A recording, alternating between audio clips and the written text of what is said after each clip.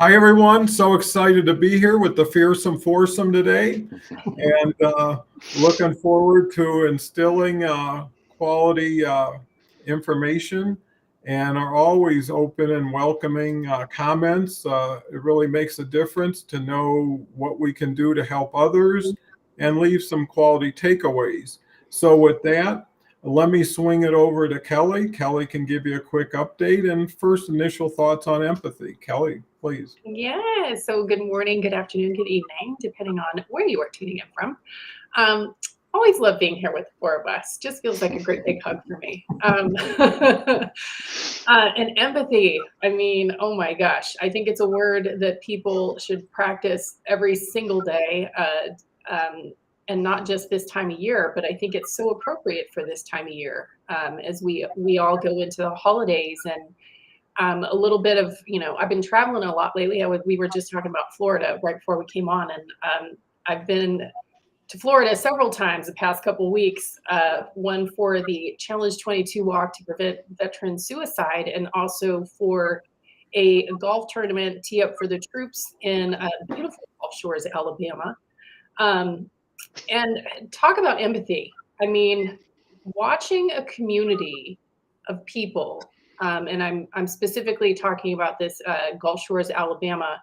I had never been there before. Beautiful place. I mean, I absolutely fell in love with it, but it was because of the people. People were absolutely incredible, and how they came together out of empathy and compassion to do something to help others. Um, there's something so special about witnessing it. And I have empathy for people. I think when I was younger, I probably carried the feelings more than just being able to experience them with someone else, that I would actually carry, the hurt or the pain a lot of times of people. But that's another show for another topic. But to complete my point about empathy and this event specific is watching people come together to want to support someone else who they don't even know. And seeing we had a recipient at this golf tournament who they raised enough funds to get him two wheelchairs. This was for Wheelchairs for Warriors. I probably bypassed that, and forgive me for not, those of you who haven't heard this before. I do work for Wheelchairs for Warriors, and it's a privilege and an honor for me. But this recipient was able to get two wheelchairs out of this golf tournament. One a daily living and a pickleball chair, so an adaptive sports chair, because they're different things. They're not the same animal. We think that a wheelchair is applicable to all things in life, and they're not. We wear different shoes for different things. We have dress shoes, we have tennis shoes, we have running shoes, whatever it is, and it's the same in for someone who's in a wheelchair. They need different things to adapt to different situations. So watching the community come together for this young man and the impact that it had on him, he actually thought that there was going to be multiple recipients there. He didn't realize it was just for him. And watching when he found out that it was for him and he was going to get two wheelchairs, I mean, it still gives me goosebumps. I probably cry thinking about it a little bit more. But it was the love that came around all of it, and him being so humbled that people all showed up to help me, not just to golf. Some did for sure, but it was just the beauty of what happens when we share ourselves with and come from a place of empathy and compassion for one another. And it's a friendly reminder that there's more good people out there than not. And so I think this is going to be a good conversation for the four of us today. Well, it already is, even before we start talking. And Kelly is truly an angel, that helps, supports so many people. And it is infectious in a good way, so it's the vibes, the energy, and really the intention. And once you know the intention is for good, it makes it so much better.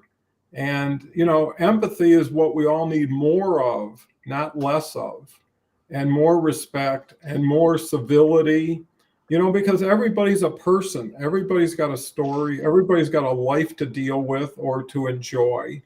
And how do you move it forward so that you're helping somebody get off the starting line and maybe continue to the finish line?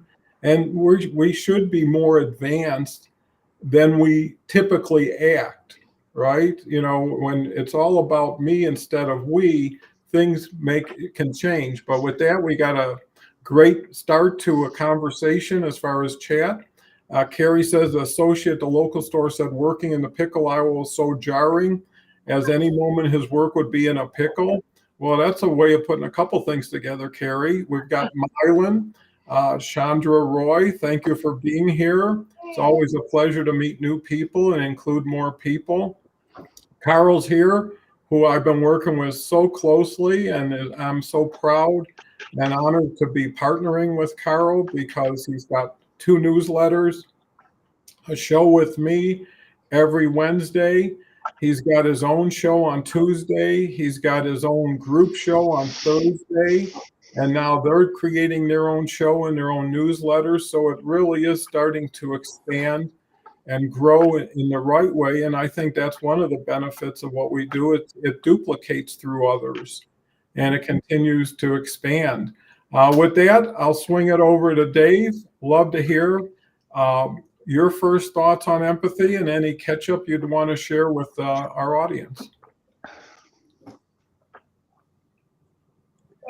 Oh, hey, everybody. It's great to be here. I apologize for dropping out. First, I'll say that I thought my internet was fine, but maybe it's not.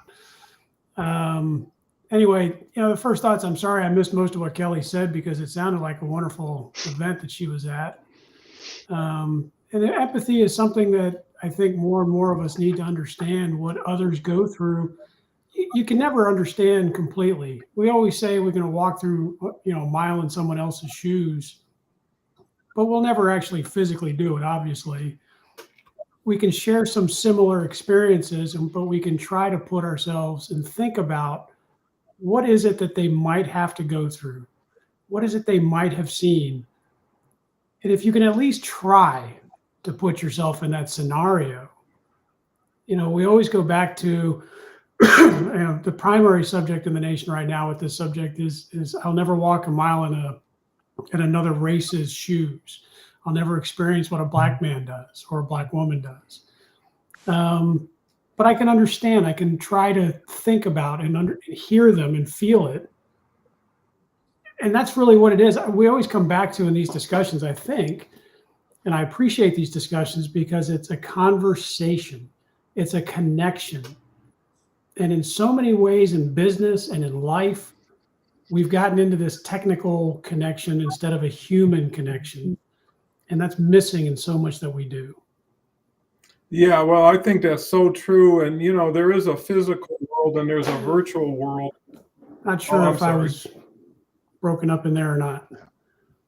Yeah, but what you said makes so much sense because how many people feel like you feel at times? And there's no way of knowing when those times are, right? You could be up, you could be down, you could be all the way around.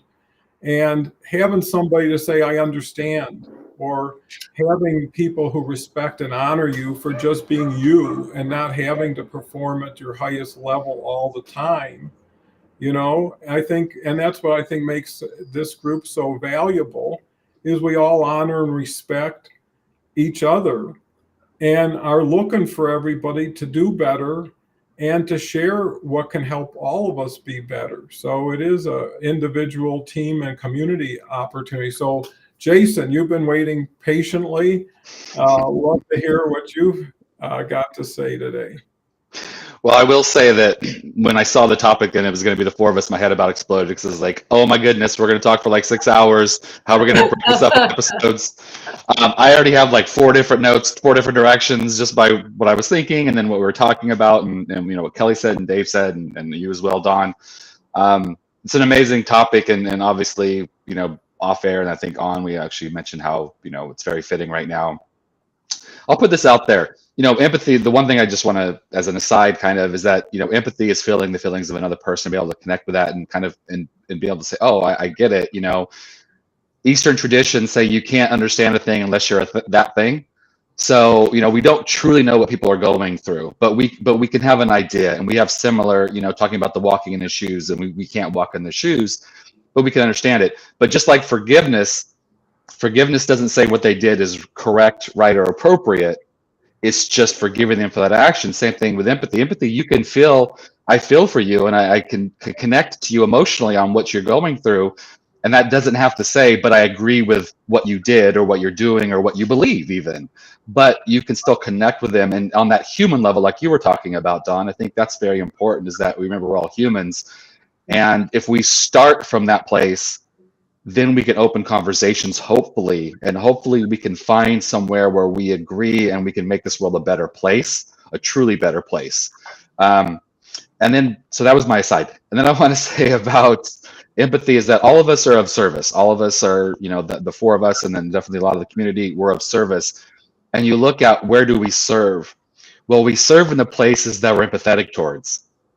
And what means something to us, what we can connect with, is where we serve, because there's a lot of great causes out there, and there's a lot of great organizations doing a lot of amazing things, and you just can't be involved in all of it. So what do? We find the ones that touch us in our heart, touch us in our spirit, touch us in our family.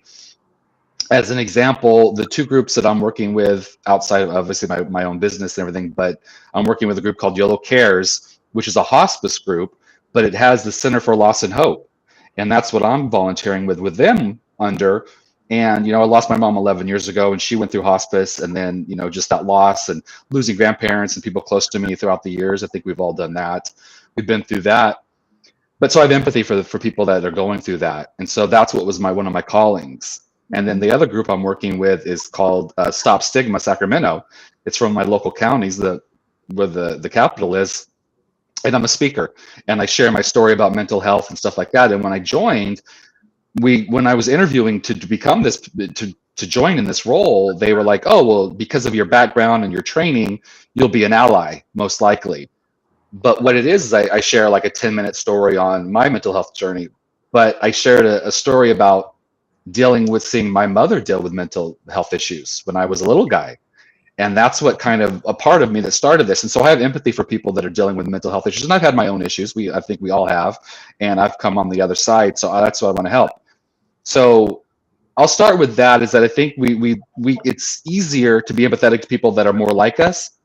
But we have to keep in mind that we can have empathy for people that aren't like us as well. Sure. I'll leave it there. Yeah, that's beautiful, Jason, because, even sensing a feeling is enough to have empathy. When you see a child crying, right? You don't have to know why. You don't have to get a lot of detail. You just know someone's having a difficult time. And a lot of times all they need is a kind word, a pat on the shoulder, or I see you, and if I can help you in some way, and I think when people have hope, they have opportunity. When they see light, they have something to gravitate to.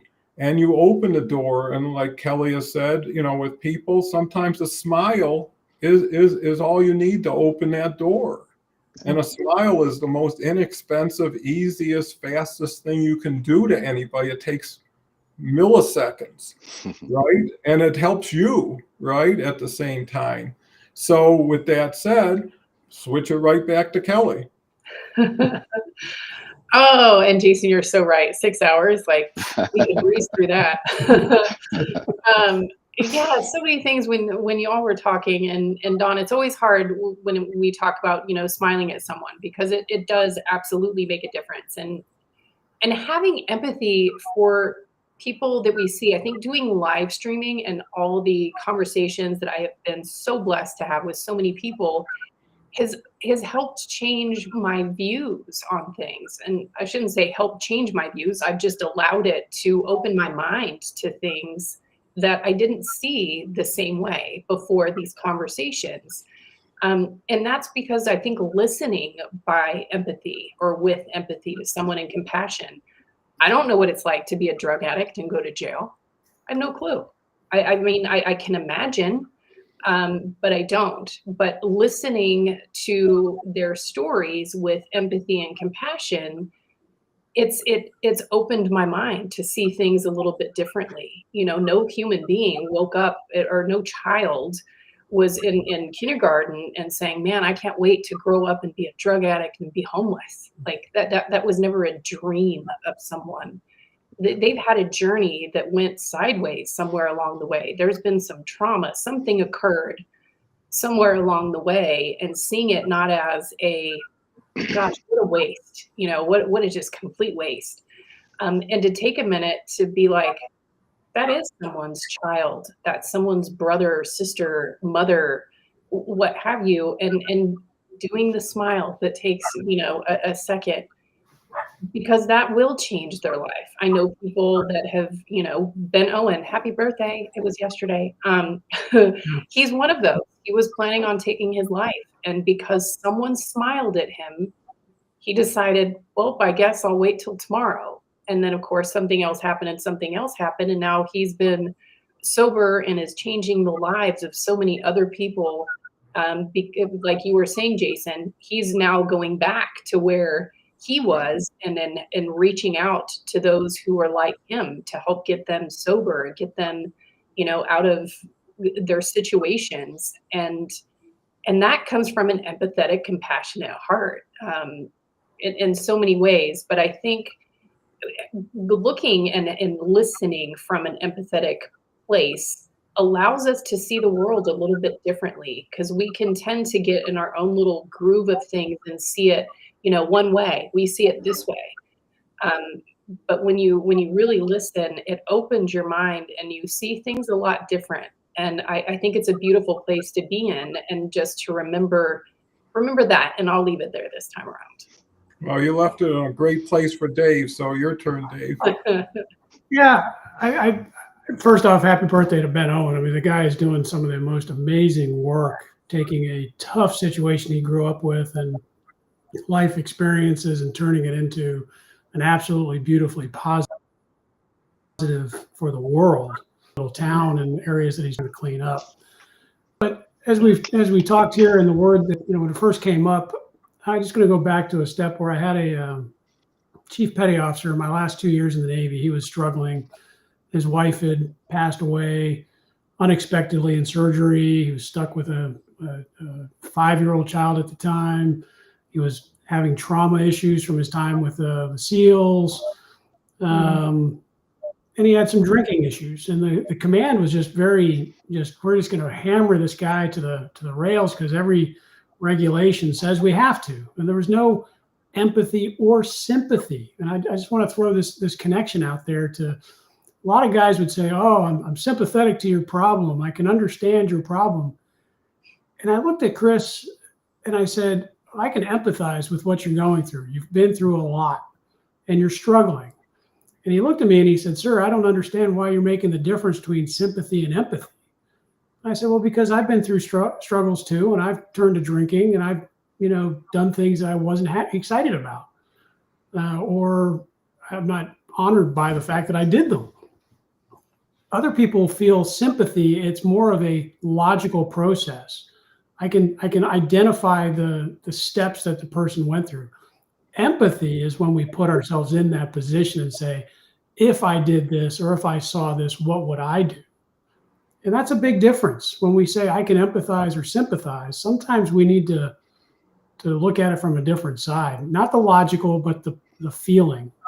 And I find that a lot of people use the word, I can sympathize with that person, and they think they're saying empathy. They think they're feeling it, but they're really just going through a logical process of, that makes somebody mad. I can understand. I'd be mad too, but not really getting into the logic of what made them get there, or walking a mile in their shoes.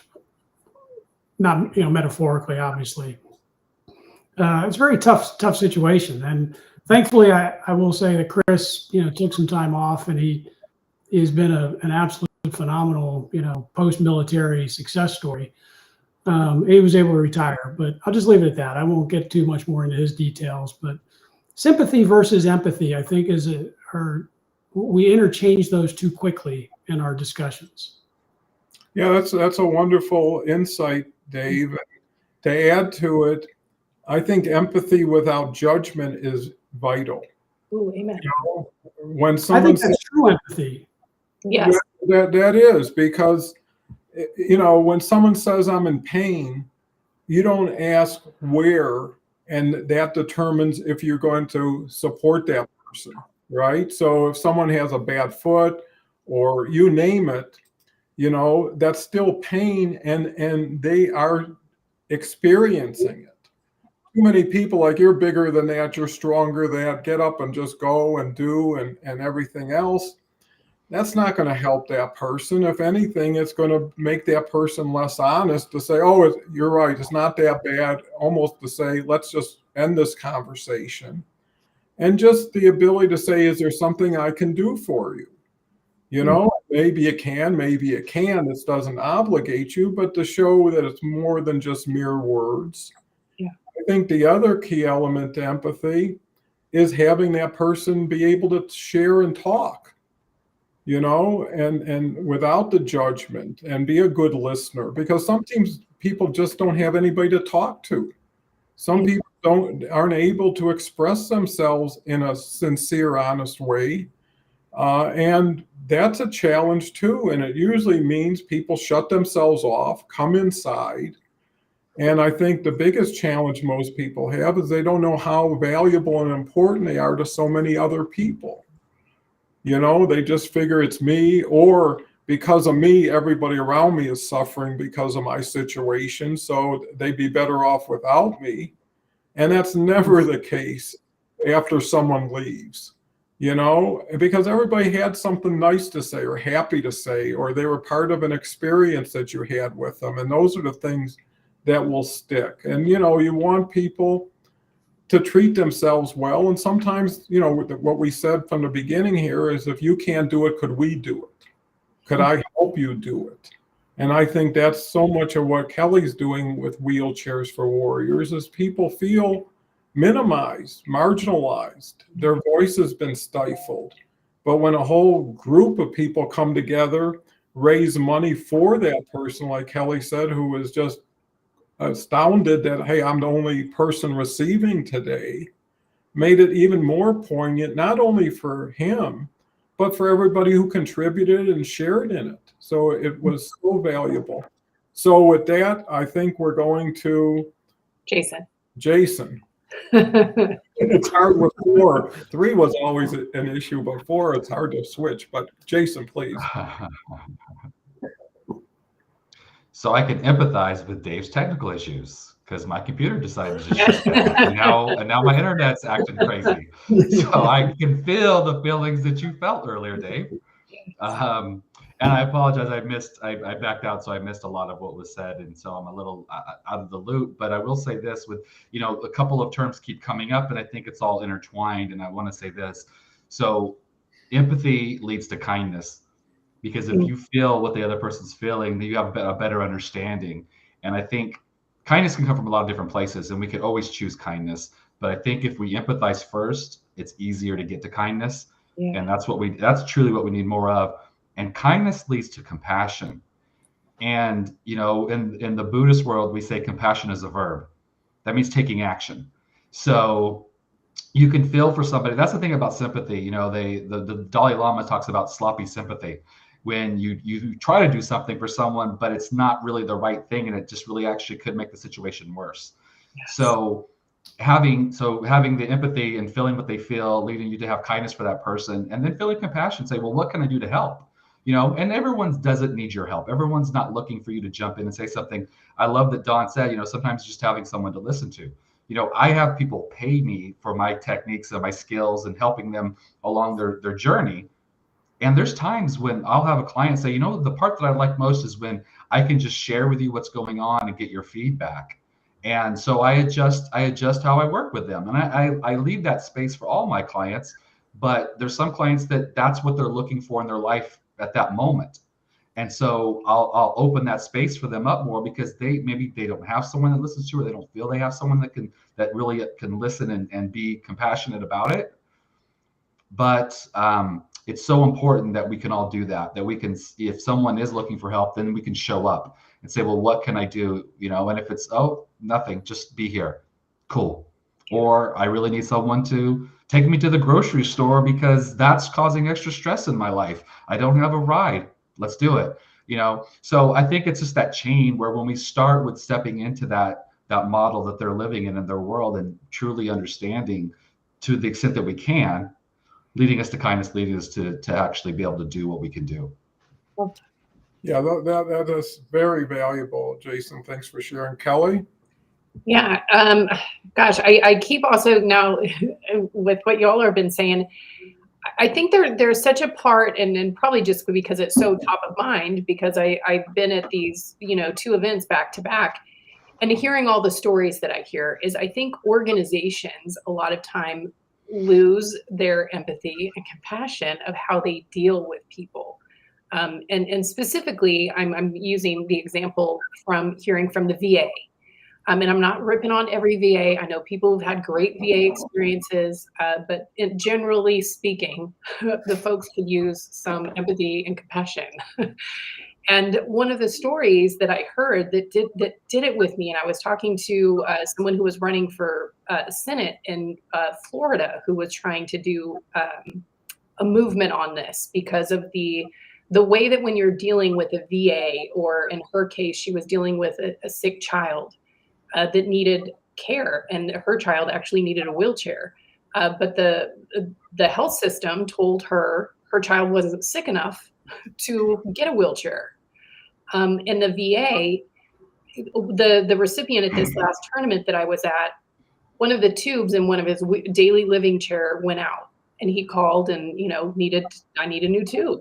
And they were like, we're sorry, sir, it's going to be like 3 to 5 weeks. And he was like, 3 to 5 weeks? I can't wait 3 to 5 weeks.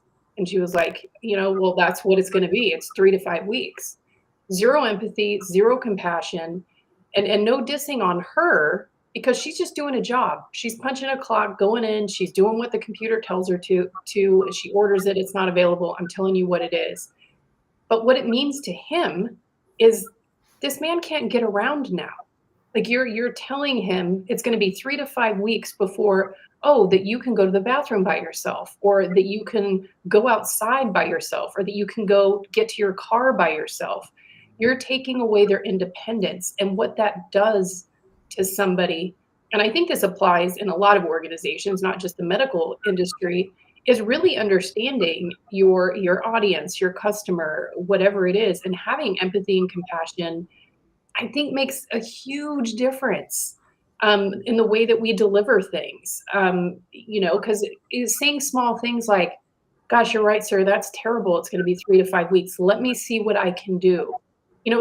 Something that you care that this is causing me stress, or this is causing me some kind of angst, that I'm not getting what I need.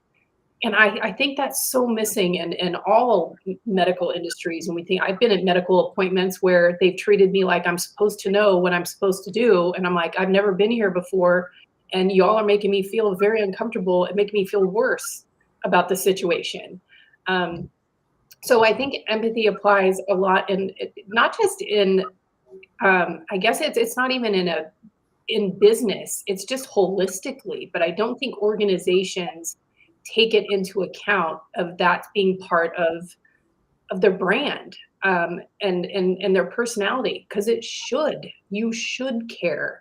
I think about, the impacts of Twitter to me, and I usually never call out a social media platform, especially X or Twitter, whichever you all refer it to, has always been a place that if I've gotten really crappy service at something, I'll tweet, because they will respond because they don't like having anything out on Twitter. But I've been trying to do things a little differently. And I'm like, I just want to start doing things that are focusing on positive stuff, not negative things.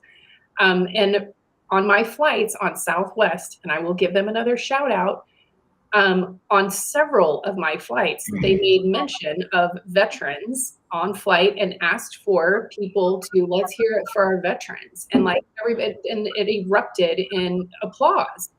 So I tweeted that, like, I am thrilled, well done, Southwest. Like, I love that you did that, because empathetically, I'm thinking how good that must feel for all these service members who are flying on these flights that I'm on and others, because it's been silenced for way too long. It was not a thing to applaud, which is criminal in my mind, but it was beautiful. And then they gave me a code for free internet service, which was pretty great too. But that's not why I did it, to get anything. It was just truly that I felt how good it must feel to be a veteran on this flight right now, and that you are being celebrated by a bunch of strangers. I think that's beautiful. So I'll stop there. No, I think that is beautiful. And, when you look at it, there is such a disparity between the more and the less today.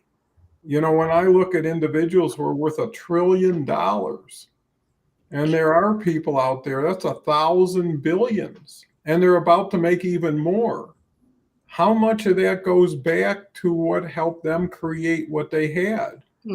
Right? I mean, where is the give back, instead of like, well, we'll make more and we'll have more, and it's usually at someone else's expense, and little things don't take a lot to get done. How much can $1 billion or $1 trillion buy today? A lot. And also, power is a key thing. When you don't have an advocate, when you don't really know what you're talking about, when people tell you the answer is no and there's no coming back. I had a situation the last few weeks, and I was told multiple times, never going to happen. It's a done deal. We already closed the books on it. And, I was very polite, but I said in a direct way, this isn't right. And I can't abide by this, and I'm never going to give up. And it's kind of funny. Yesterday, I got a call from this lady who told me it was all over. And she said, well, based on you being adamant, which I was, I had 2 of my associates look deeper, and they found out you were right, and now this can happen.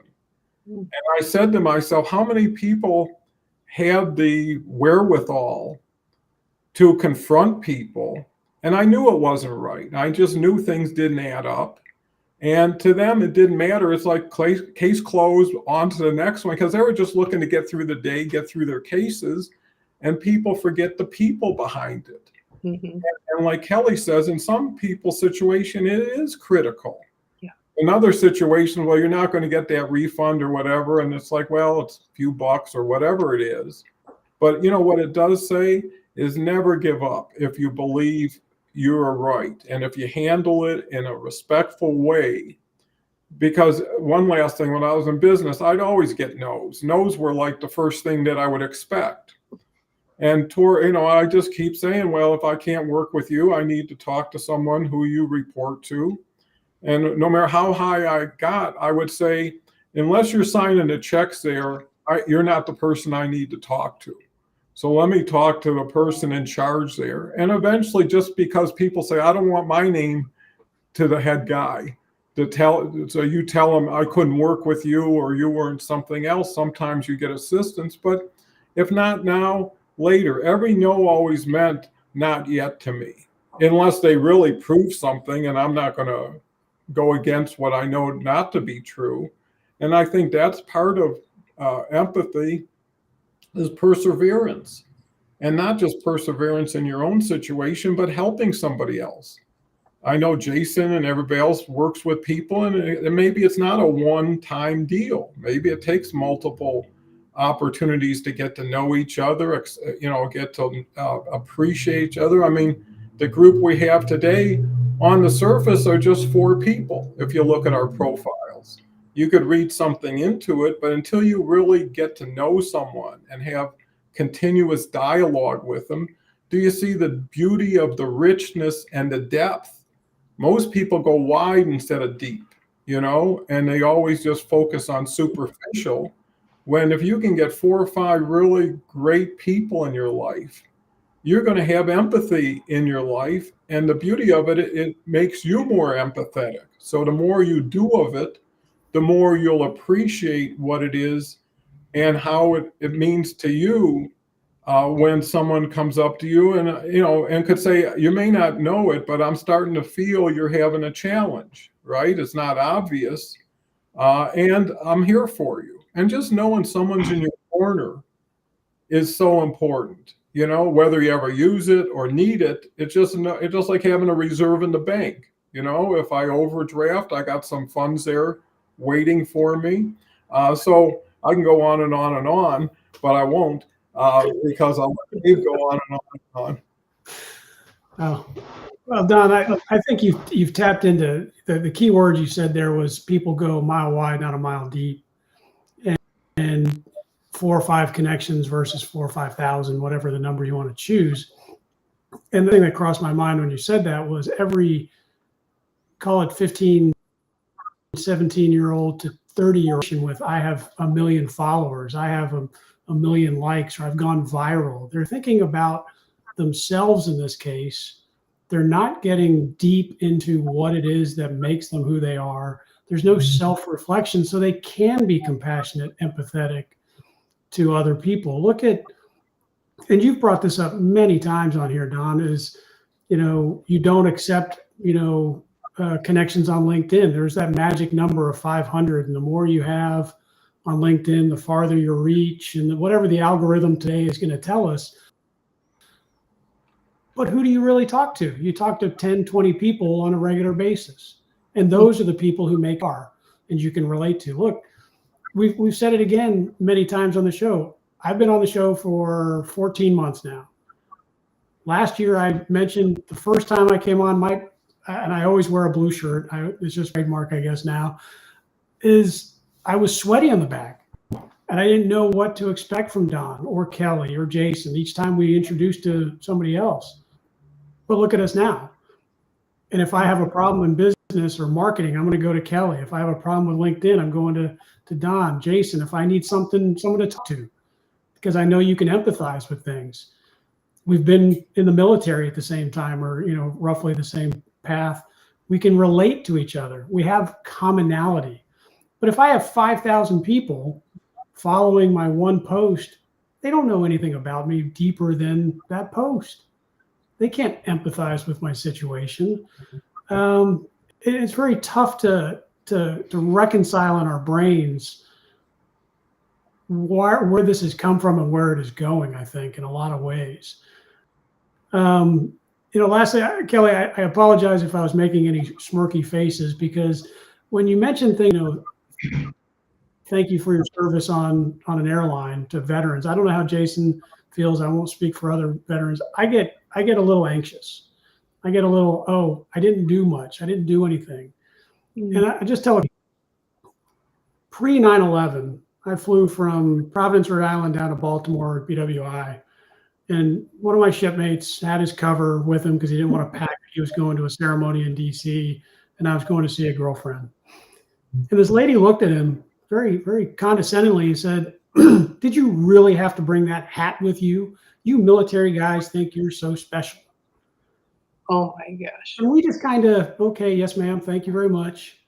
But then in October, I had to make a flight from, I think it was from Atlanta to San Diego. I think I'd gone to see my ex-wife at the time, or my wife at the time, now ex-wife, and flying to Atlanta to San Diego. And lady next to me asked, well, she saw something. He said, "Oh, you must be in the military." She's like, "Oh, thank you for your service. Oh my gosh, post 9/11, you guys are such the greatest things on earth."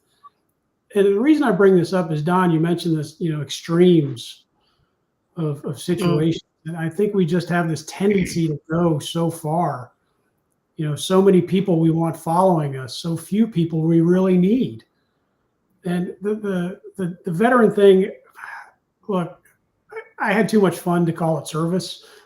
I did some exciting things. I did stupid things. I did a lot of things that on the civilian side would have gotten me fired very quickly. Look, it is. I apologize for the snarky look I gave you, Kelly. I get very uncomfortable when it comes to thank you for your service. Well, it really wasn't service, but thank you for for appreciating what I did. That And I even heard people this week, Dave, which is very interesting. I heard a veteran this week that was saying, obviously because of Veterans Day, that he said, I don't want people to say thank you for my service. Like, he doesn't like it. He said that made him very uncomfortable. And he said, because it was my privilege. I'm the one that should be I'm the one that's thankful. I'm thankful that I was able to serve. And so he felt, so I feel like, I didn't notice the snarky face. And I know you well enough, Steve, because you're not just a follower, because we're actually friends. Yeah. I understand where you're coming from. So I'm able to have I would never think that you would do something to be snarky to me on purpose. It would be like, I noticed on the screen, I noticed on the screen, I was a little, so I don't want to speak for every veteran. I just, there's that old picture of an old man who's asked, by a young girl, would you do it again? And he said, for you, I would, absolutely, I'd do it again. So anyway, I don't want to speak for Jason, but that's just how I feel as a veteran. It was just too much fun to call it service anyway. Well, thank you, Dave. And Jason, your turn to bring up your thoughts. Yeah, it's just to kind of touch on it. Yeah, the community in general, because I work with a lot of different veteran stuff. It's kind of what Dave is saying, and it's not a negative thing. It's just that we don't know what to do with it, And it's great that people say it, and Kelly, you live it. Your actions say thank you for your service every day, and that's what we talk about is, people, if you want to thank a veteran, help with a VA, help with a service, help with mental health, help where they need it, and it's people don't know what to do and to say on both sides of that coin. And it is a lack of, it's a challenge for empathy, because people that haven't served cannot understand what that life is like, and not to make this the military show, even though it's Veterans Week, it's that's a disconnect where it's just the day you walk into boot camp, whether you end up in combat or you end up in an office in Wisconsin, it's a hard life. It's a challenging 3, 5, 20 years. And so anyway, so there's that. So it is something that is talked about in the community about that. And there's actually a book which led to a movie called Thank You for Your Service. And it's about these guys that served, that people are saying that, but then they can't get help at the VA, and they're losing their jobs, and their mental health is bad, and one's going to kill himself or unalive himself, as we're supposed to say now. But it's a true story, and it's about a place up north in California that they were trying to get into. And anyway, but I think to go back to the empathy, I think that's the challenge, is that it's you can sympathize, but you can't really empathize unless you really live that life, because it is so different. And it goes with a lot of other things. There's a lot of other lives that people live that you can sympathize with what they went through, but unless you live it. Like my brother's a firefighter. He's a fire captain. He's got 20 years. And first responders, in a way, because of the trauma and what they see and stuff, I can empathize on that. But ultimately, that's a community that deals with things on such a level on every day. They never know what they're going to deal with. But so that's something that, but it's a respect thing, To switch gears and go back to what Don was talking about, and then Dave touched on about the follows and the likes and the wide and deep. There's a rap song that this goes through my head, and I don't want to open this whole can up, because this is hour 3, I think, if we were to stay around. But he says the line goes, in the days of kings and queens, I was a jester. And I think that's the challenge now, is that everyone wants to be a jester. Everyone wants to get that quick laugh, that reaction, and then they're trying to make that into money and trying to make that into that dopamine hit and all that stuff. And it's like, be a true person, be who you truly are, and I get that they're trying to make money somehow on this, and I have a friend that's a teacher, and he teaches younger kids, and they asked him, well, what do you want to do when you grow up? And he's like, well, I want to be famous. And they're like, well, for what? I don't know. I just want to be famous.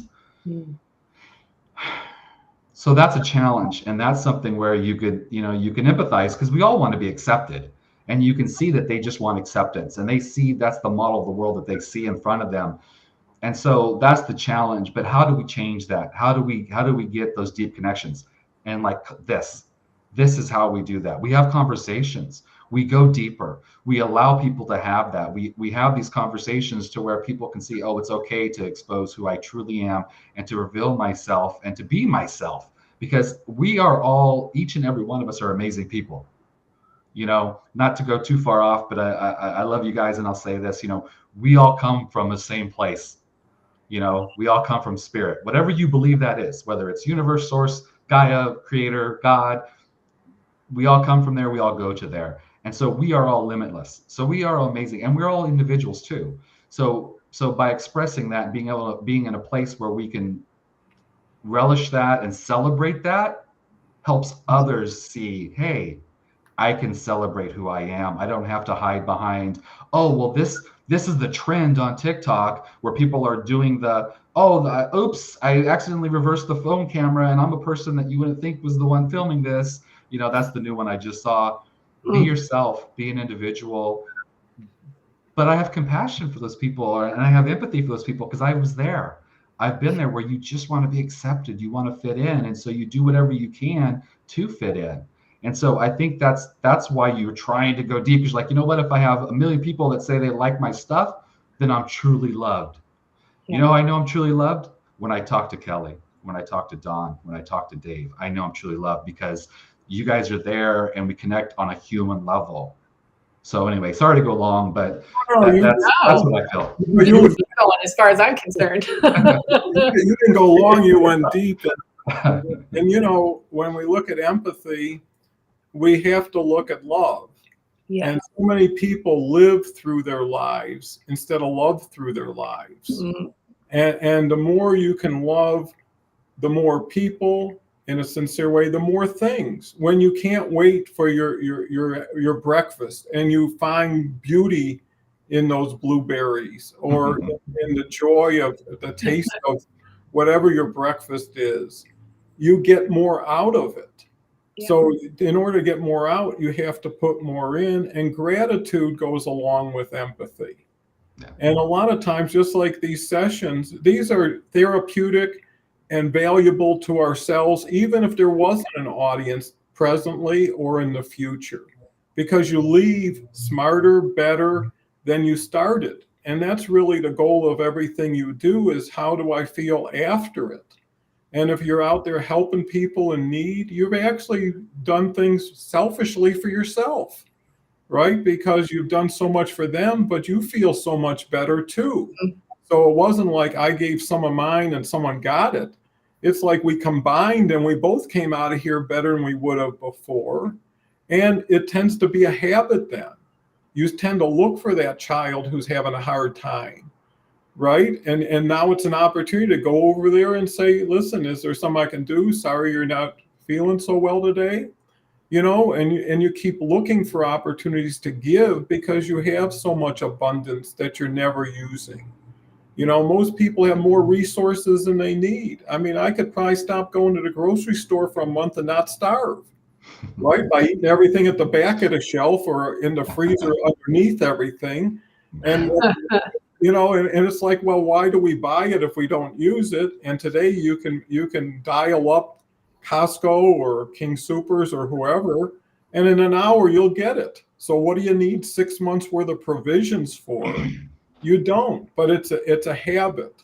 And instead of having those type of habits of taking and receiving, giving is so much better. It's hard for people to understand that. Well, I don't have enough. Why not? What do you need? And why do you need it? And, you know, when people say you only have this much time, you find better use of it. When people say you only have so much money, you are better with it. And sometimes adversity teaches you lessons that success will never teach you.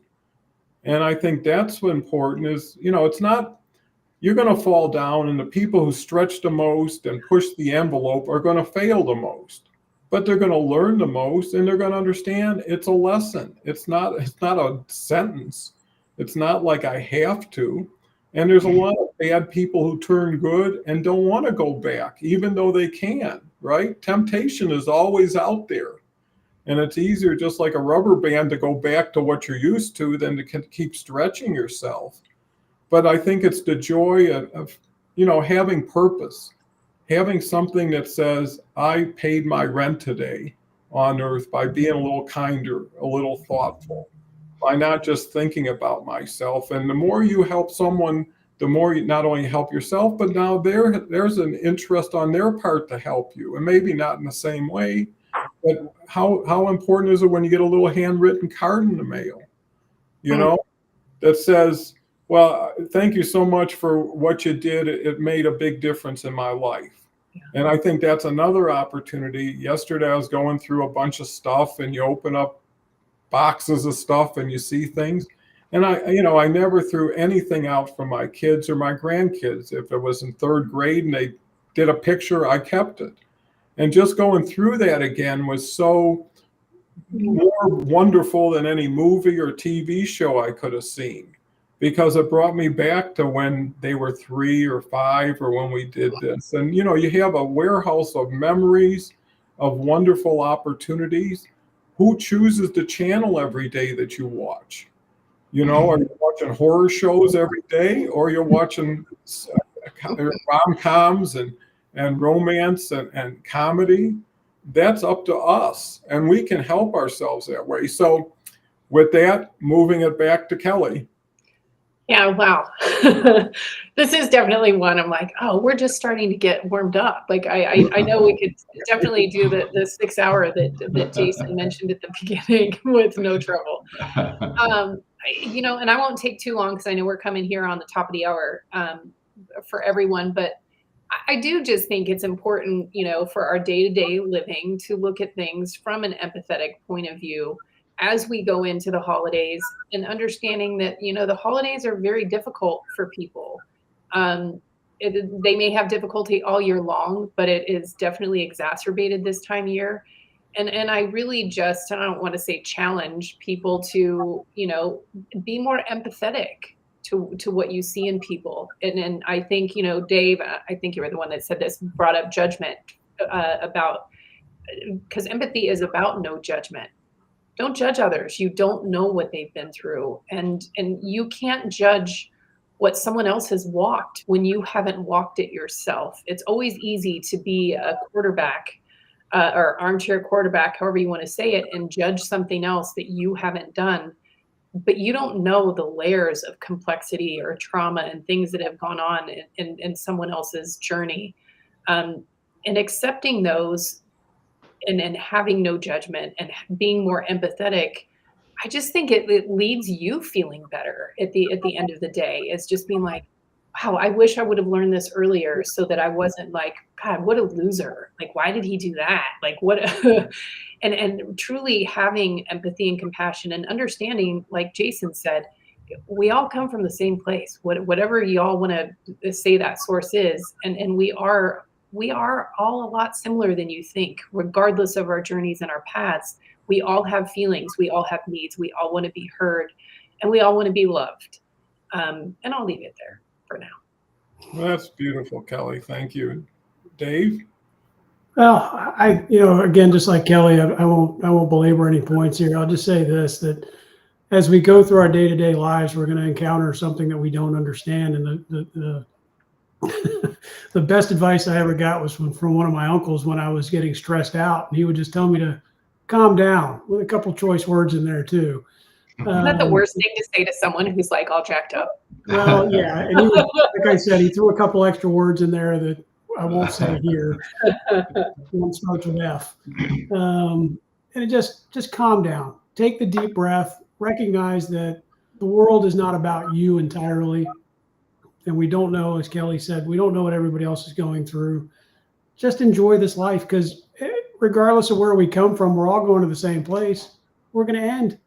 It's a finite life. And today could be the last day. Tomorrow could be the last day. Just enjoy what you got. And I found that the sooner I figured that out, the sooner I was happy. And I just slowed down and said, I've got some money. I don't have a ton of money. I have some friends. I don't have a billion friends or even 100 friends. I have what I need to make me happy.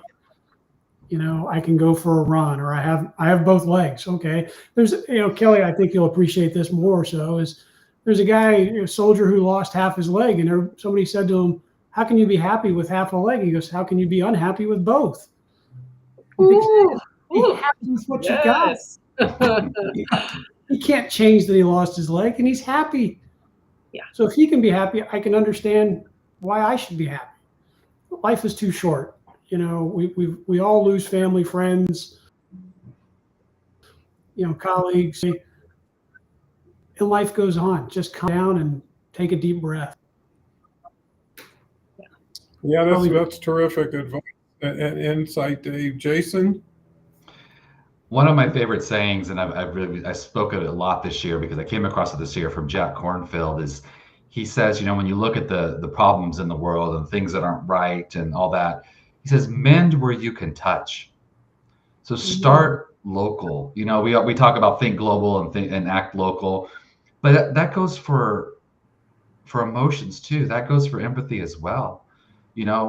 Mend where you can touch. Those people that you come in contact with, have those conversations. Try to be empathetic to what they're going through and where they're coming from. And we have some issues as a country right now, and we'll definitely not open that can up because that has no place here.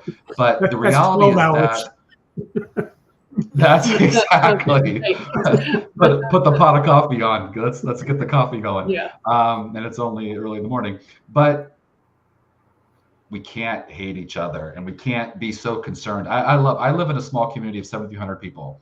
7,300 people is my entire town. Wow. And our local paper has local news. Wow. It'll share like the election of results as a small little story. Like, hey, this happened. You all know what happened. But guess what's going on in Winters? We have this new community going on. We got a new fire chief. We got this going on. And it's about our community and what we're doing and people are showing. And it's, we have issues. Feel good. But it's like, hey, this is where you live. Start here. Yeah, and be kind to the people that you live around and let that bubble spread. Because as we talk about that smile that might change someone's life, by our actions in this small town, it can change the county. And that can change the Northern California. And it can change California. It can change the Western United States. And it on and on and on. So mend where you can touch, be kind to those people that you come in contact with. Start there and just watch it grow. I think that's so terrific what you just said, Jason, because you have control over your own domain, right? When you're in your own home, that's whatever you want to make it. And anybody who comes into it is somebody you invite. And that's why I definitely made a point that in the last 2 weeks, I'm not watching any news of any kind, right? Because first of all, I have no control over it. And I don't even know how reliable it is to begin with. But I do have control over my circumstances, my home, my family. And I always say when things get tough, let's get tighter, right? Let's come together, with the family. Don't worry. Tomorrow the sun will shine again.